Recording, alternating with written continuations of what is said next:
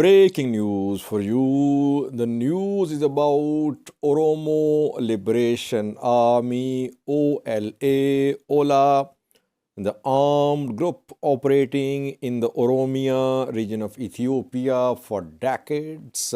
Several operations, military operations, have been launched against OLA, but OLA managed to exist in the Oromia region. Another major offensive is in the making. Before that, splits are emerging within Oromo Liberation Army. A top commander of the OLA has been removed reportedly. Who is he? Why was he removed? Is he going to join Prosperity Party? Is he going to lead a separate, a splinter faction? Several questions. We'll try to find answers in this video. Firstly, viewers, Jaal Nagasa is OLA's Central Front commander. He has master's degree as well, an educated guy. He joined Oromo Liberation Army more than a decade ago. More than 10 to 11 years ago, he joined the Oromo Liberation Army. And central Oromia districts are the areas where he was leading OLA. If you are following OLA, the activities, you must be aware of his position within the organization. Several videos were shared showing Jaal Nagasa addressing new recruits. So he was one of top commanders of Oromo Liberation Army. And he suffered as well. His family suffered too when he joined Oromo Liberation Army. His mother was arrested by government forces. His relatives were arrested by government forces. So, despite government actions, he managed to remain part of Oromo Liberation Army. Now, reports are coming in that Jaal Nagasa has been removed from Oromo Liberation Army. Obviously, no formal confirmation. I contacted an OLA spokesperson, no response. That is what we have learned through some sources. What happened? Why was he removed? What is the reason behind differences between Kumsa Dereba, Jalmaro and Sanye Nagasa? Can there be reconciliation? Several questions. If you remember, a few months ago, I did a video about an internal meeting of Oromo Liberation Army.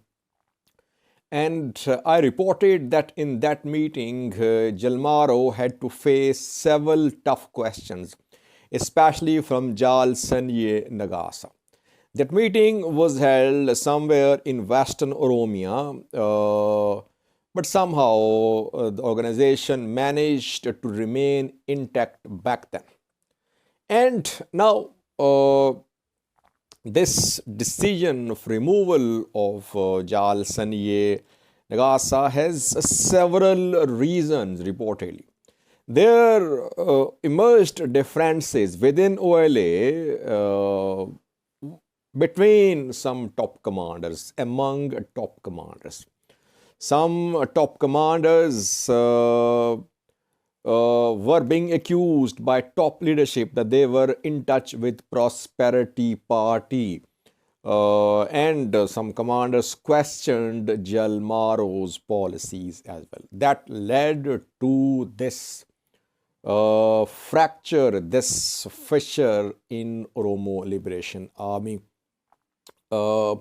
Jalmaro, Jaal Nagasa, they could not agree on some points about mediation, about conflict solution, about operations, about several other issues related to operations, logistics as well. That is why not only Jaal, Sani and Nagasa, but fighters who are loyal to him, they have also been removed from Oromo Liberation Army. Is he going to join? Uh, is he going to surrender to PP, to government forces? Is he going to lead a separate splinter group of Oromo Liberation? It's not clear.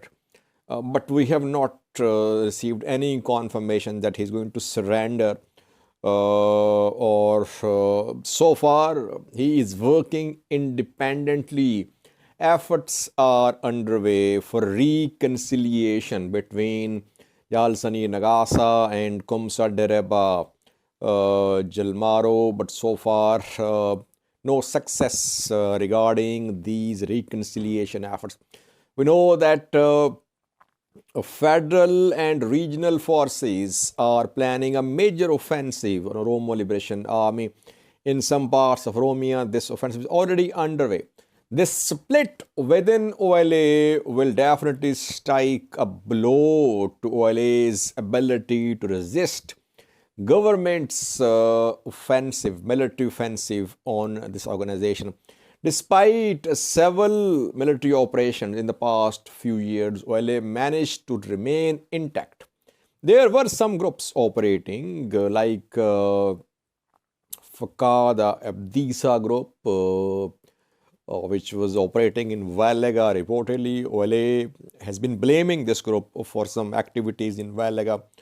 When some attacks happened on some churches in Hodogodoro, OLA was accused of the attacks, and OLA accused Fugada Abdisa group. Now it seems another group is emerging within Oromo Liberation Army, and government's operation against Oromo Liberation Army might produce results now, because these internal splits now will be exploited by Oromia regional government and Ethiopian federal government. On a southern front, OLA was weakened. We know that before the start of the third round of fighting in northern Ethiopia, a military operation was launched against Oromo Liberation Army. In that operation, OLA suffered most on southern front, Guji Borana, and there one of southern front commanders was arrested too when he was trying to enter Kenya from Ethiopia. So they suffered on a southern front, and their main fronts since then, their strongholds have been mainly western front, led by Komsa Dereba, and to some extent central front, led by Sani Nagasa. Central front is crucial because when it comes to OLA's efforts to reach Addis Ababa, central front is crucial. And in recent months, OLA has been trying to make inroads into central Oromia from Valaga, from western Oromia. It means that if Sani Nagasa is not leading OLA's fighters in central Oromia, and if he launches a separate splinter group in central Oromia, in Vashava, in Jema, it means that it could lead to serious blows to OLA's efforts to reach somewhere close to Addis Ababa. So coming days and weeks are crucial for Oromo Liberation Army. What will Kumsa Dereba Jalmaro do now? Will he seek reconciliation with Sani Nagasa?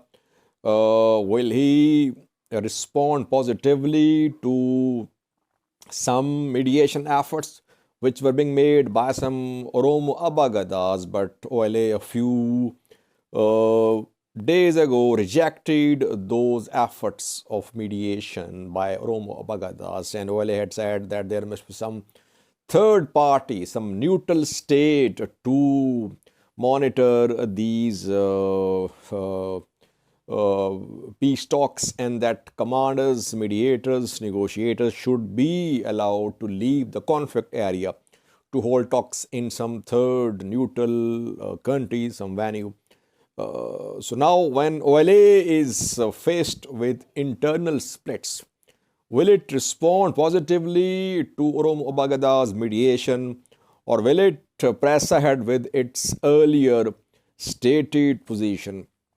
First major blow to Oromo Liberation Army in recent months. Sunny Nagasa is not part of OLA reportedly, though efforts underway for reconciliation. I'll update you in coming videos about this key development in the Oromia region of Ethiopia. Thank you for watching.